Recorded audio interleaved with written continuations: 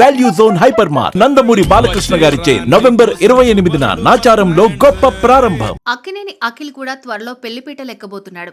ఇదే విషయాన్ని ఆయన తండ్రి నాగార్జున ఎక్స్ వేదికగా తెలియజేశారు. అయితే ఓవైపు నాగచైతన్య శోభితల వివాహం డిసెంబర్ 4న జరగనుంది.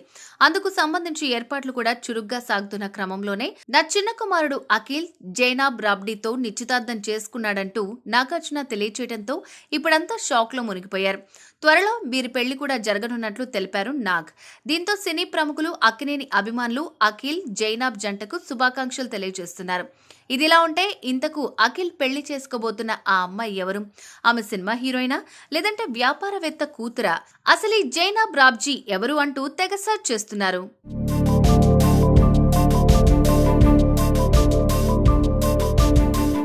మొత్తానికి అక్కినేని అఖిల్ కూడా తన బ్యాచిలర్ లైఫ్ కి గుడ్ బై చెప్పబోతున్నారు. అయితే తను ఎంగేజ్మెంట్ చేసుకున్న విషయాన్ని తాజాగా ఆయన ఇన్స్టా వేదికగా ప్రకటించారు.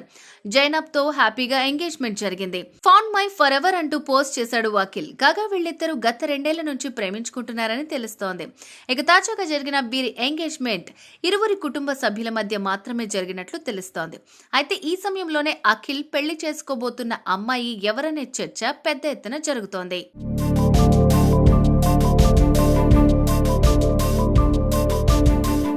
జైనాబ్ రాబ్జీ విషయానికి వస్తే ఈమెకు స్కిన్ కేర్ కి సంబంధించిన కంపెనీలు ఉన్నట్లుగా సమాచారం. ఇంతేకాదు భారత్, లండన్, దుబాయ్ లో ఈమె సోషల్ మీడియా ఇన్ఫ్లుయెన్సర్ గా కూడా కొనసాగుతున్నట్లుగా తెలుస్తోంది.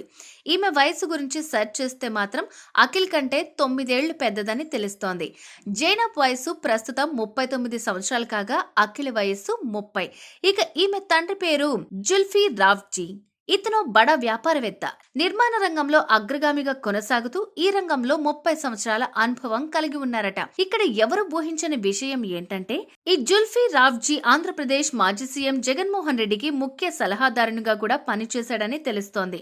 పనిచేయటమే కాకుండా మిడిల్ ఈస్ట్ దేశాలకు ఏపీ ప్రభుత్వ ప్రత్యేక ప్రతినిధిగా సేవలు అందించారు ఈ జుల్ఫీ రాబ్జీ.